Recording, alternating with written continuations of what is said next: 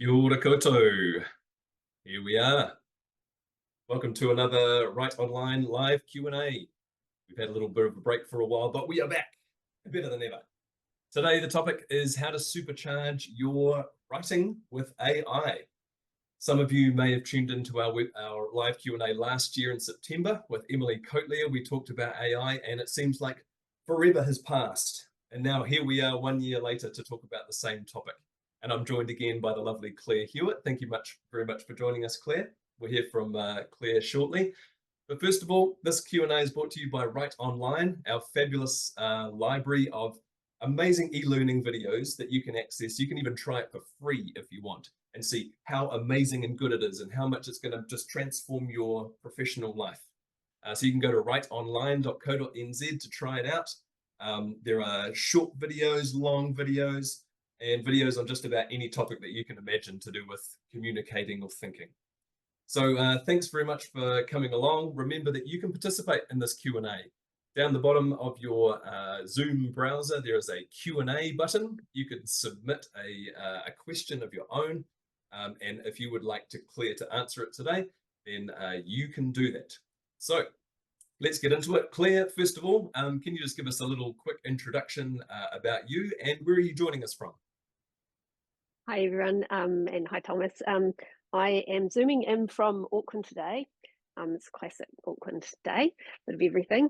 What can I tell you about me? So I grew up in the Bay of Plenty, and my background really is in communications and marketing. And throughout that, the kind of common thread has been writing, of course, but particularly with a real focus on clear, accessible, and inclusive writing. Fantastic, lovely. Well, we're going to hear some very interesting things from Claire today. And again, if you've just joined us, you can submit a question. If you have something that is just nagging at your brain and you want to find out about it today, put it in the Q&A section down the bottom there. We will get to as many questions as we possibly can. Now, if you are already a Write Online subscriber, very good news. We have a bundle of new content that's going to be coming out over the next few months. About specifically using AI as a writing tool. It's an amazing thing that we can all benefit from. It has some great strengths, it has some drawbacks, and today we're going to dig into what some of those things are to see what you can do to use AI to make your working life a lot more powerful. So the first thing I'm going to ask Claire, and this is something that we ask all of our consultants on the Q&A, is what are your top 3 tips for using AI as a writing tool now? So I'll hand over to you, Claire. What are your top 3 tips for those people watching? Thanks, Thomas. Well, I think the way you framed that is perfectly is to think of it as a tool, not a writer. So I think taking that approach is you're kind of winning already. I'd say the top 3 things are firstly just have a play around with it, because really it can do almost anything you want as long as you can sort of think of it. So if you're struggling with something in your writing work or even in the kind of research or reading work, possibly it can help. So for example, you're going through a document and you're getting frustrated because there's a lot of acronyms or you've got to keep converting everything to metrics, you could just put it into AI and get it to do that. The second thing would be, instead of just trying to get it to do a great big thing, to just be really specific and break all of your writing tasks down into individual things. So you might be looking for help with a specific paragraph. So I think you get the best results when you really narrow it down and rather than just kind of a big sort of like throwing it out there and hoping it does the whole thing. And the third thing I would say is I've found that it's worth just persisting with whatever your tool you choose to use is, because you start to figure out how it works and also it learns and develops from you. So rather than get frustrated because it won't do a task, just sort of play around with some different ways to do it. And after a while, there seems to be a bit of a kind of a critical, like a tipping point where you start to get into the rhythm of it, whatever that particular tool is. Fantastic. What a start. Okay, if you've just joined us, you can participate in this Q&A. Down the bottom of your Zoom bar, there is a Q&A function. Click that button and you can submit a question for Claire to answer. And let's get straight into it. We've got an anonymous question here. I have used AI for work, but I've found the information is not always accurate, especially when it comes to data. Any advice on this? Very well worded question. What would you say, Claire? Yeah, I suppose it depends a little bit on the tool that you're using and where it's getting the data. So with most of the models that you pay for, the accuracy is much better. And I guess initially that came down to the way that you would prompt it, sort of based on tokens, which is basically kind of amount of data that it could think. And if you exceeded that, it would unravel pretty quickly. But now a lot of the tools have, you can get it to only look at academic peer-reviewed text, or you can get it purely to just go through numbers, and there's lots of kind of add-ons into different programs. So I'd say a lot of it would be the tool. But in saying that, sometimes, and you can ask it to cite all the references and all of that kind of thing as you go along. Sometimes if you're getting it to summarize big pieces of information, I've found that there can be some inaccuracies there, and sometimes that's just because the original piece of writing isn't necessarily that clear or well structured. But I do believe that the latest tools are getting much better at that, and personally, I haven't found any big problems with accuracy for quite a while. Okay. But I know they're still there. So check. Yes, yes, yes. Great. Okay. Well, I mean, let's talk about what a lot has changed in this topic in the last year since we first talked about it. Could you summarize for us, Claire, what are some of the biggest things that have changed maybe in the last year? What are some of the things that have really drastically changed about AI, or about maybe how we use AI? Yeah, well, I'm certainly no tech expert, so I'm sure there's things happening there that we just can't even imagine. But just from someone who writes a lot for work and sees it used, I think one of the biggest changes is just the proliferation, really. So the OpenAI is open source, so it means people can go and kind of build on it and grow it and tweak it for the things they need. So there's a lot more sort of focused uses of the large language models, from, as I said, academic stuff to kind of whatever you want. And then the integration as well. A lot of things like marketing tools had it integrated, but now we're seeing that really go native into a lot of the software. And even I was pretty pleased to see over the last couple of weeks, the Google Workspace, now their AI is just part of the Workspace plan without you having to pay extra. So that's pretty cool. Right. Yeah, it's really getting embedded in a lot of just programs and things that we use, even to the point where you might not even notice it, right? Like predictive text or things like that. Um, let's move to a question. This is, thank you, Meg. We have a lovely question here from Meg. I don't want Gen AI to write content for me. I like that aspect of my job. What are good prompts to steer it away from content creation and into effective collaboration on aspects it's best suited for? So what can we reliably use AI for, and maybe what things should we avoid? So yeah, I think just putting in a prompt and trying to get a big piece of content out is probably not the best use of it. Something that everybody seems very agreed about is that AI is very good for summarizing big, kind of complex documents.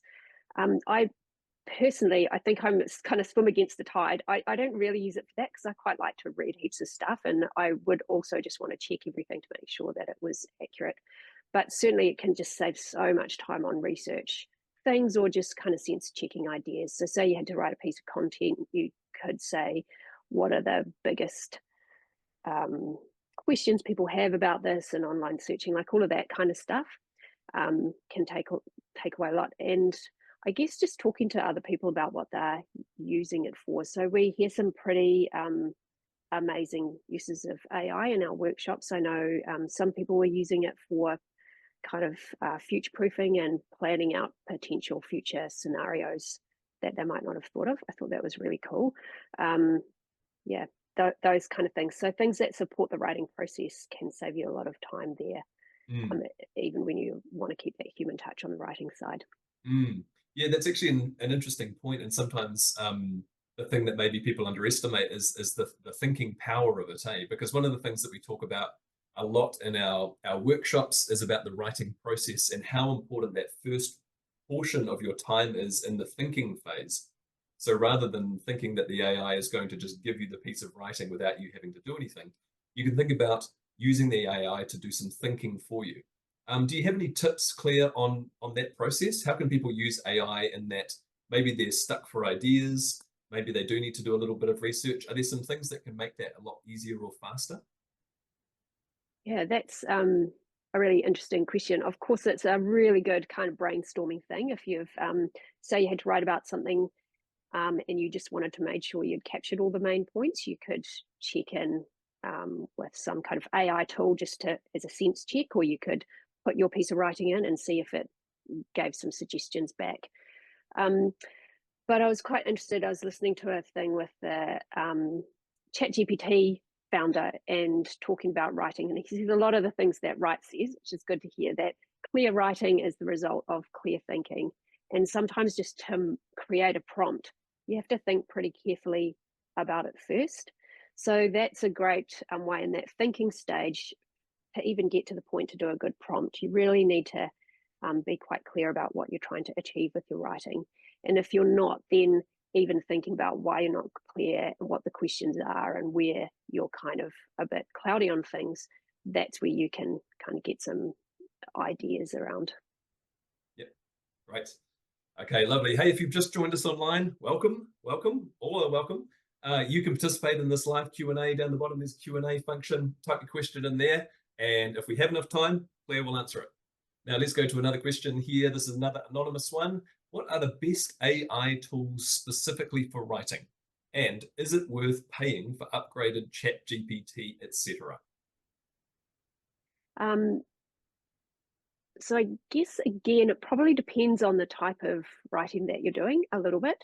And people certainly seem to have their favorites, which I think is a reason it's worth trying a few different ones just on their free plan to see if one sort of clicks for you.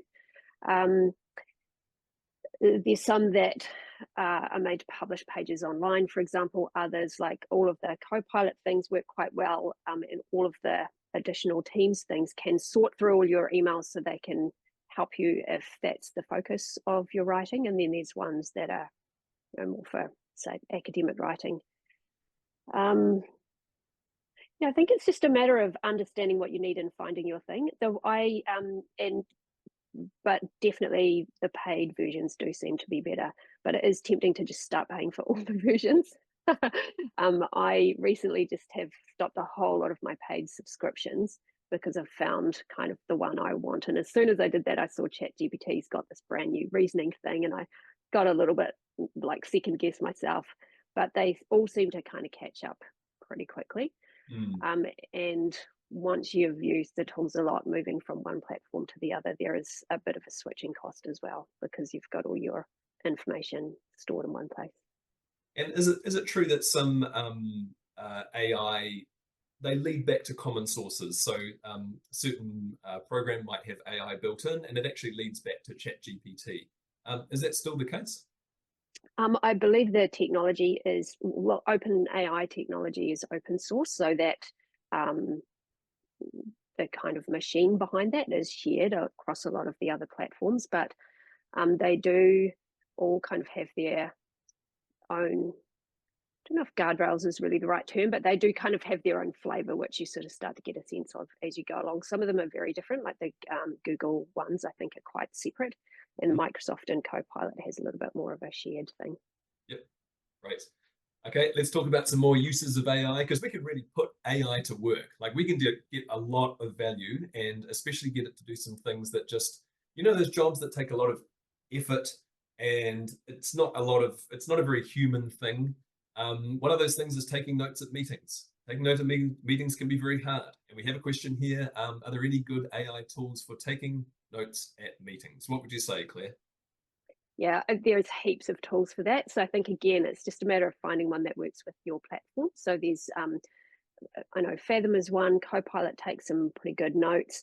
The Google has its own version as well for Google Meet. So I think with any software, it's useful to find one that integrates with your existing platform, because then you can get the most benefit off it. But if you're trying to kind of drag things across different platforms, can get a little bit more complicated. And once again, it also, there's probably a tool that's quite a good fit for whatever you need. So there's ones that are specifically for taking notes in meetings about healthcare and medical stuff, for example. So there's probably a tool that's just really refined for you. Yep.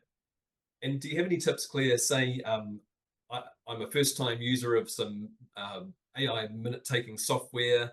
I click record or transcribe or whatever it is. Do you have any tips for managing in the meeting or preparing or using those notes after the meeting? Are there any tips that you can give to people who are going to use minute-taking AI for the first time? It does seem to be amazingly good at kind of capturing actions and things like that.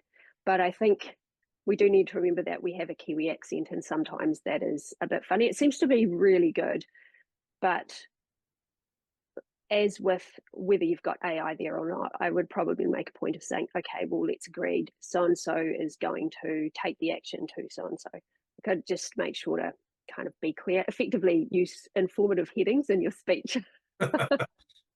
What's what your quick soundbite about what an informative heading is, Claire?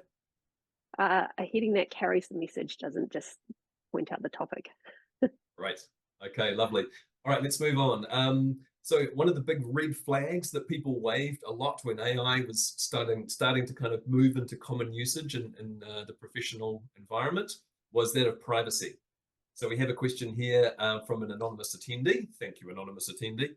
Some organizations are wary about privacy if employees put any sensitive information into AI programs. Any advice on the risks associated with this? Yeah, so Copilot and Microsoft seem to be the gold standard for organizations. Certainly, as far as I know, that's what the kind of whole of government sort of initial guidance is around. It's fairly rigorous, the Microsoft platform, and it has to be. But like any kind of personal information, of course, you just want to be sensitive around how you're doing it. So if we think about the Privacy Act, when you collect data about the public, you're only supposed to use it for the purpose that you collected it for. So you wouldn't want to be putting kind of personal identifier stuff into AI, as you wouldn't want to be putting it into your internal kind of writing guidelines or anything else like that. I was interested to see that the Google platform now says that it's going to not send data externally, so a little bit like what Microsoft is already doing. So seems to me that they have just had a real pushback, and that is why a lot of organizations are adopting Microsoft that may not have otherwise. So it's important, but we just need to always be sensitive, I think. Lovely. Okay, great. Now here's a good one. As a right expert, can you immediately tell when someone has pulled something directly from AI? Yeah, it's really obvious. I will tell you though that this week I was asked to write something. It was just a kind of short little social media post, and they said, "Oh, we've drafted it up," and I know that it's always drafted in AI. This is not right. Another organization. I looked and I thought, "This is really good. This is just so great to read. It's got really nice," and I was just starting to feel quite nervous and thinking, "This is as good as I could write it. Like a what's the point of me?" And then I realized that it was last year's post that I wrote. So I did have to laugh. And then as I scrolled down, I saw the Chat GPT version, and it was kind of like every sentence had sort of been reworded, but it just didn't have a spark. But usually it's a lot more obvious than that. Okay, so without getting into too much nitty gritty, what type of things would we see AI produce in terms of writing that might seem weird to read, or maybe what would we spot? What if we get out the binoculars? What do we see in AI writing that maybe we don't see in our normal human writing?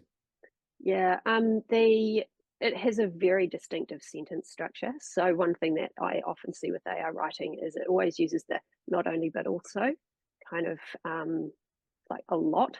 has a certain sort of number of words that it uses a lot, and its structure is kind of really good, but it's almost sort of a bit clinical. Like you'll always see those paragraphs start with moreover. Moreover is a big one, and in conclusion, like those kind of things, which technically are quite nice things for writers and for readers, but people usually don't pay that much attention to structure. So when you see a lot of it, it does seem a little bit forced. Yeah. Okay. Are there any other one common thing that people point out as well is the tone of the writing tends to have a more of a North American kind of flavor to it. Do you have any tips for people who want it to sound a little more local, like for wherever you are from? How would someone give a prompt or work with the writing that they've got from their AI to make it sound more like them? Yeah, you're right. I know in the early days I would sometimes try being a bit more friendly, and its version of friendly seemed to be just heaps of exclamation marks, which is not something we'd normally do. And there are a few words that wouldn't normally be typical. So a really useful thing, and I've heard the OpenAI guy Sam Altman talk about this, is to kind of develop personas for your writing. So say it in the voice of blah blah blah, and he said, and we don't, at the moment there's a lot you could do, but we don't want to recommend that people say it in the voice of Stephen King because it's not fair to Stephen King. But you could develop your own personas in AI because it's kind of unlimited in the number it does. So a way to get around that is to look for your writing that you really like and ask it to find the distinctive features and write to that style. Okay, right, fantastic. Okay, we've still got a few minutes left, folks. So if you've got a nagging question that you want to know the answer to, put it in the Q&A down the bottom and we'll see if we can get through a few more. Here's another one. Anonymous attendee says, I am overwhelmed. I write for work. I know I have to start using AI and get familiar with it. What's one task I can use AI for to get myself started? Doesn't have to be writing related, just somewhere to begin.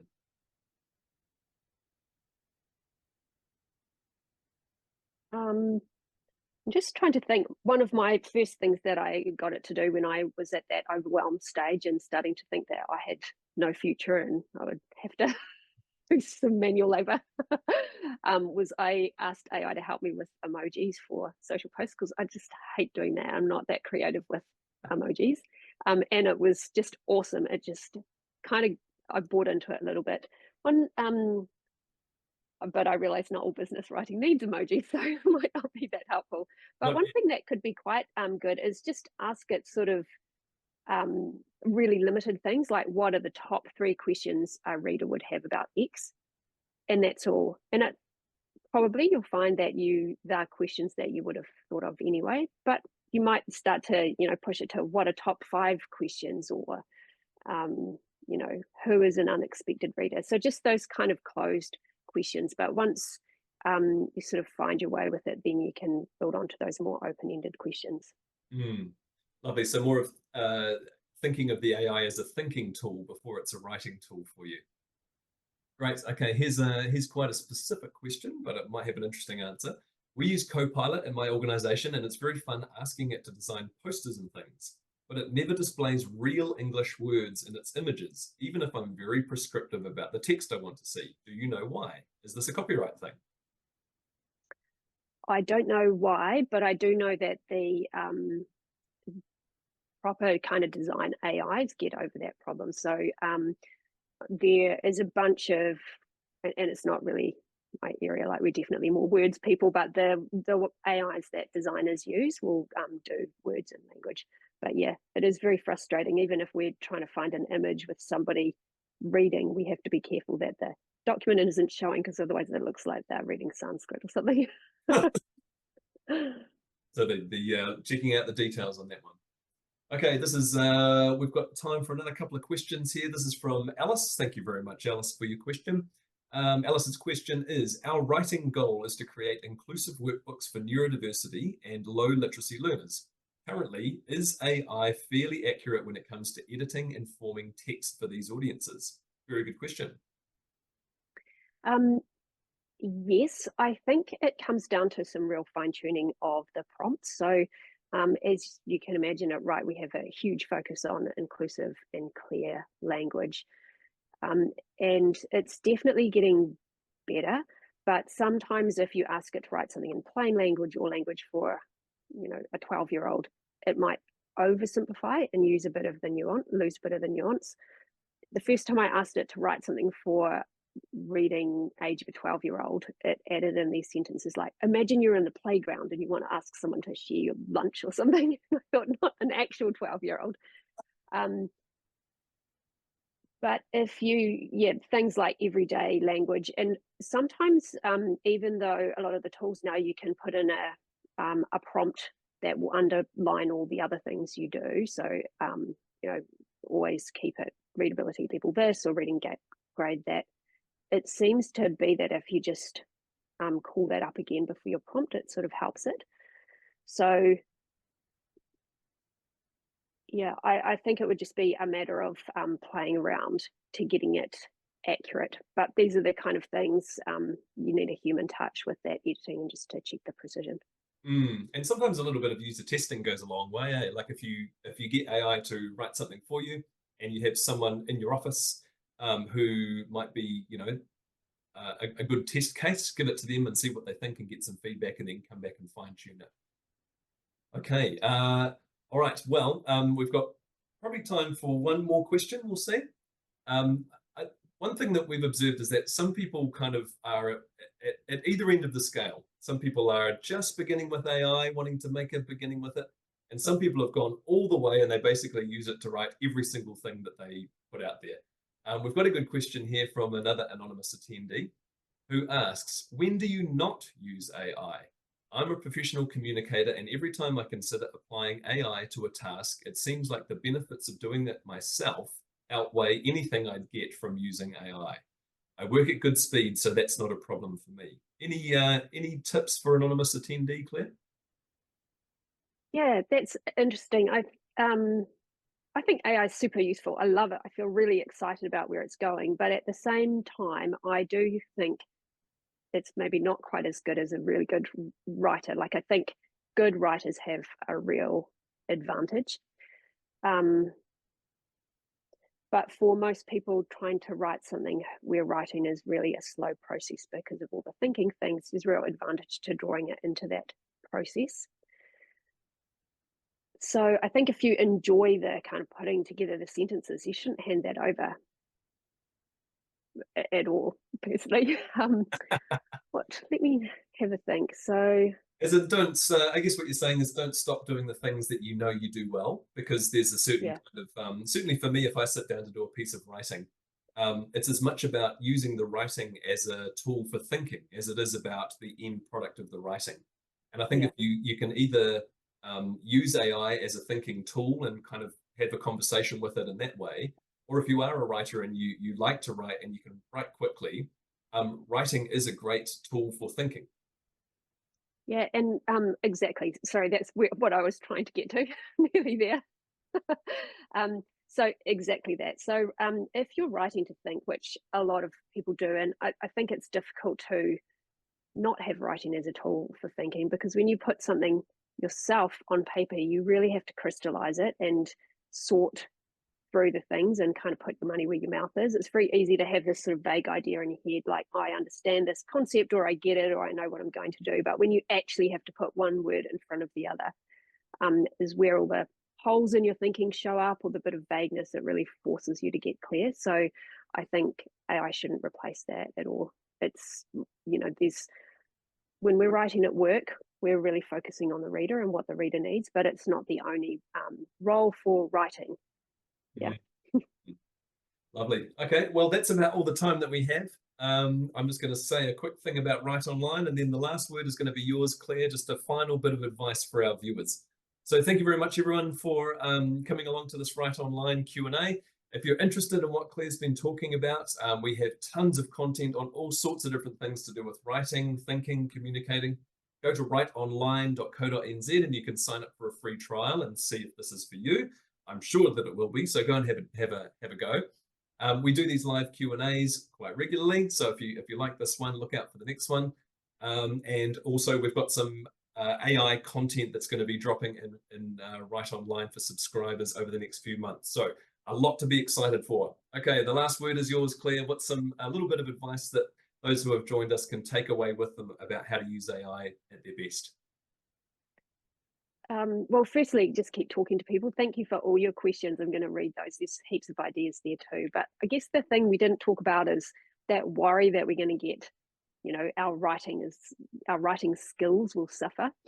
Um, I think, yeah, it'll be easy to pump out stuff without thinking about it, but it won't be easy to pump out good stuff without thinking about it. So if we look at some of the best stories in the world, or like even the lots of, I shouldn't name any authors, but lots of great stories. Sometimes the writing is possibly a bit dodgy, but the ideas are really magical, and that's not going to get replaced anytime soon. And also, we're having to probably really tighten up our writing in terms of prompts and being really clear about what we want to do and what we want to achieve in our writing too. So, yeah, I think the future is bright. Fantastic. So we can use AI as writers to make our job as writers even better. Absolutely. Okay, great. Well, thank you very much, Claire. Thank you for your time, and thank you everybody for joining and for your questions. We will see you again at the next Write Online Q&A. All the best with your writing and your AI use. Go well. Take care. See ya.